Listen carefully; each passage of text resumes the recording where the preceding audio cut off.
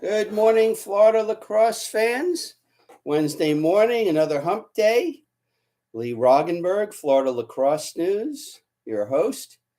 Welcome to the show. If you haven't already done so, please subscribe. A little subscribe button gets lonely at times and it needs to be fed.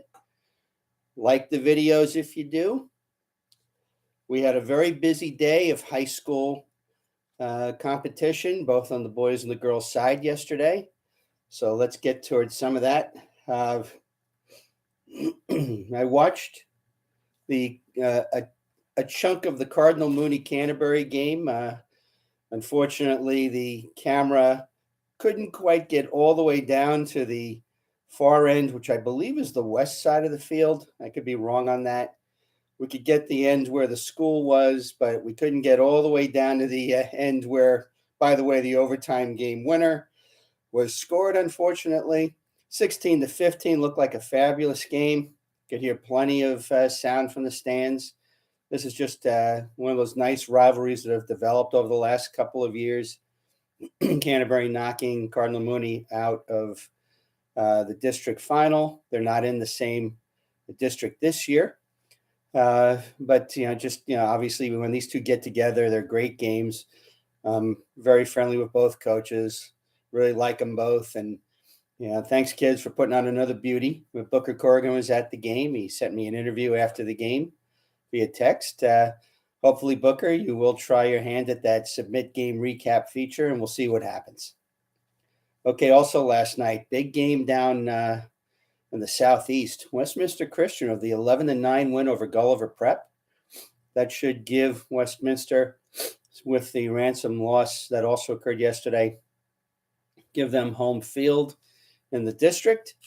And potentially, if it comes down to that, as I said yesterday, maybe a one bid district this year. Pinecrest 11-2 over Calvary Christian Fort Lauderdale. Spanish River big 8-7 win over Park Vista. Oxbridge 17-11 over Western. Western, I believe, jumped out to the early lead in that game too, before Oxbridge got going. Admiral Farragut 11-7 over Tampa Catholic. We have Jupiter with the 8-1 win over Boca Raton. Steinbrenner 10-4 over Wharton. Calvary Christian Clearwater 15-10 over Palm Harbor University. Coral Reef 8-5 over St. Brendan. West Orange 6-1 over Ocoee. Vero Beach 9-1 over South Fork. Buchholz 12-5 over Santa Fe. It had All Saints Academy 15-7 over Winter Haven. Cypress Creek 13-7 over Out of Door Academy. Columbus with the 8-3 win over Ransom. That certainly hurts Ransom's at large possibilities in seeding. Kings Academy 8-7 over Dwyer. That's a big loss for Dwyer as they're on the cusp, hopefully, of being in the playoffs with an at-large possibility. Esteros 7-6 over Barron Collier. That one kind of raised my eyebrows. Estero is, it's nice to see them getting a win over what had been an established program over the years. Forest 8-5 over Lake Howe. Easy winners last night. Mitchell, Windermere Prep, Palmetto, Bishop Verot, Immokalee, Bartow, Creekside, Benjamin, Vieira, Osceola, Cardinal Gibbons, Lake Mary, West Boca, Lake Nona, Martin County, Lake Mineola, Edgewood, St. John Paul, Windermere, East Lake, Calvary Christian. I mentioned that one already. And also Oviedo, Lely, Manatee, Nice, and Dr. Phillips. On the girls' side last night, a couple of defensive struggles. Martin County, 22-20 over the Pine School. Love games like that. Academy Holy Names, 22-17 over Wiregrass Ranch. We had Cardinal Gibbons 11-6 over Cypress Bay. Coral Shores 8-6 over Palm of Trinity. A big game in the Orlando area, Lake Island Prep 12-6 over Bishop Moore. Vero Beach with a big win for them, hosting Benjamin, coming away with a 15-11 win. Lord's Academy 9-8 over Miami Country Day. Sun Lake 13-6 over Eastlake. St. Petersburg Catholic 13-9 over Northeast. Manatee 16-11 over Riverview. Seacoast Collegiate 10-9 over South Walton. Stoneman with a 13-11 win over Western. A big game there for seeding. Mitchell 10-2 over River Ridge. Jensen Beach 14-6 over Park Vista. They continue their nice season, as does South Fork. Big 13-5 win over St. John Paul. Lake Wales, I believe, still is undefeated now, 18-10 over Lakeland. Melbourne 7-5 over Cocoa Beach. Boone with a big 6-5 win over Timber Creek. Those two teams were vying for 5 and 6 in the current Florida high school power rankings on the at-large side. Bishop Verot 4-3 over Fort Myers. Easy winners on the girls' side last night: Bowles, Windermere Prep, Sickles, Apopka, Santa Fe, Cardinal Mooney, Barron Collier, Stanton, All Saints Academy, Cypress Lake, Lake Mineola, Oak Hall, Haggerty, Fort Lauderdale, Gulf Coast, Bonavidra, Niceville, Tohopeka Liga, Celebration, Tampa Catholic. And a follow-up on a game I mentioned about watching yesterday, the score: Episcopal School, Jacksonville 19-7 over St. Augustine. Last year, that was I believe 18-2, if I'm not mistaken, or maybe 18-4. So a little bit closer this time. Still work to do to narrow the gap there. Episcopal School happens to be a very highly ranked team in 1A on the girls' side this year. Before we get to tonight's games, University of Florida, the Women Gators on the road up to Mercer today. I believe that's a conference game. Jacksonville men, Colin Hinton named the SoCon Defensive Player of the Week. Florida Tech men, Sam Balch and Zach Rosgagne, named to the USILA Division II Team of the Week. Kaiser's Madison Andrews was named to the IWLCA NAIA Team of the Week, one of the 3 players named there. Congratulations to all 3 of you. Wanted to note that Lemoyne knocked off Pace 14-6 yesterday. Lemoyne, a very high-end, obviously, Division II men's program. And forget the fact that they knocked off Pace with FLN favorite Tom Mariano on that. But the thing is, when you look at the Lemoyne roster, they have 6 Florida kids on that roster. And with the exception of Mercer, that might be the most of any out-of-state team that is out there. If anyone wants to correct me on that one, please send me the information. American Heritage Del Rey's Colin Sipic in the win had 4 goals and 2 assists. Great performance by Colin. Through 7 games this year, he's got 10 goals and 4 assists.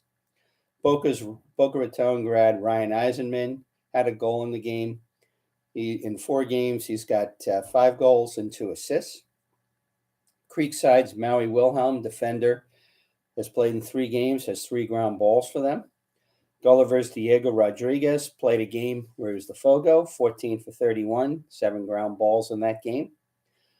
Kings Grant Kidwell has played 2 games on defense. He's got 2 ground balls.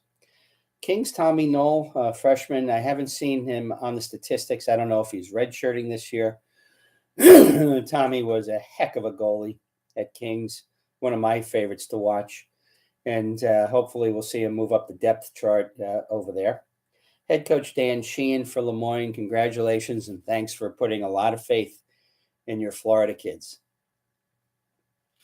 Okay. Upcoming today, before we get to the games, we'll be taping the FHSAA Who's In, Who's Out with Varsity Sports Network this morning. I start at 9 a.m., so out of hand until probably close to noon. Definitely enjoy these things.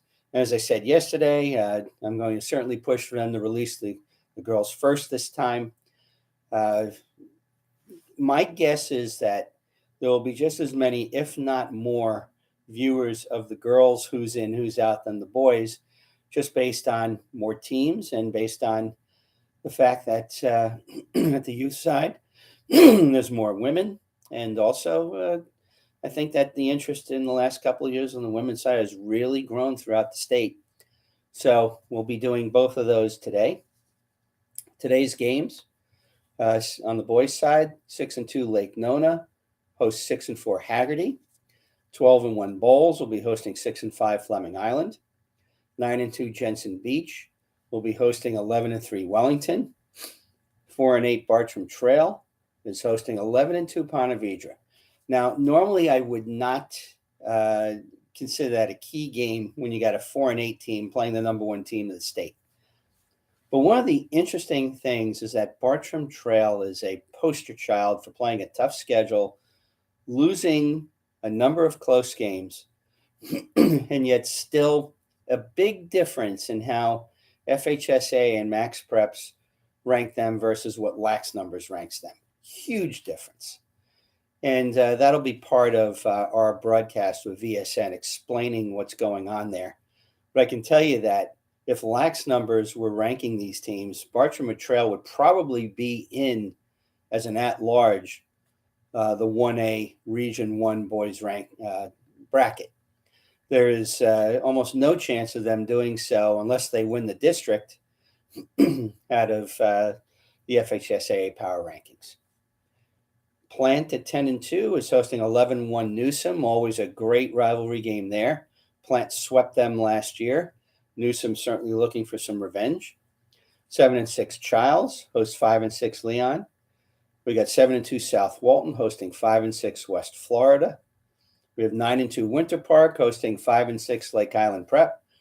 Those who saw the tweet this morning, we've gone from YouTube to a broken camera NFHS broadcast, unfortunately. So in all likelihood, unless that's also going to be streamed somewhere else, won't be able to check in and see any of that. Broken camera doesn't do you any good if it's free. Gulf Breeze 6-5, hosting 8-1 Niceville. Huge game for both teams, even though they're in different classes. This is just one of those kind of games where if you're Niceville, you've had a fairly easy schedule. There's no getting around that. And when you see the FHSAA posting versus Lax Numbers, you kind of see that playing out. This is a great opportunity for Niceville to see how far they've really come. On the girls' side, 7-3 Holy Trinity hosts 8-2 St. Edwards. 9-2 Plant hosting 9-4 Newsom. Cypress Bay at 5-1 hosting West Broward at 4-4. 5-3 Fletcher hosts 8-2 Menendez. 5-4 West Shore hosting 10-2 Satellite.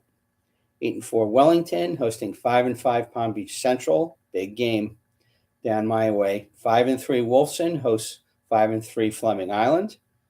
6-2 South Walton hosting 6-5 West Florida. Vieira 6-3 hosting 5-3 Sebastian River. We've got 7-4 Barron Collier hosting 8-2 Naples. 10-2 American Heritage Delray hosting Boca Raton at 12-1. If I get out of the house tonight, that might very well be where I'm heading for a little bit. I've not seen Boca Raton in action, and what better way to see them than to see them challenging Heritage Delray. 7-4 Lake Brantley hosts 11-1 Oviedo.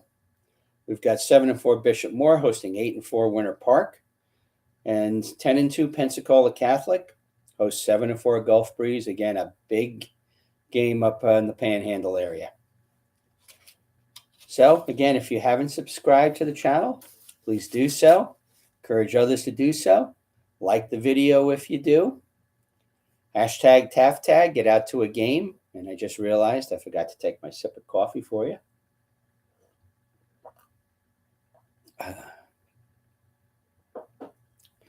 Lay off the refs. Grow the game. Enjoy yourself. Last week before district rankings are set. Enjoy. Lee Roggenberg, Florida Lacrosse News, saying so long from the Sunshine State.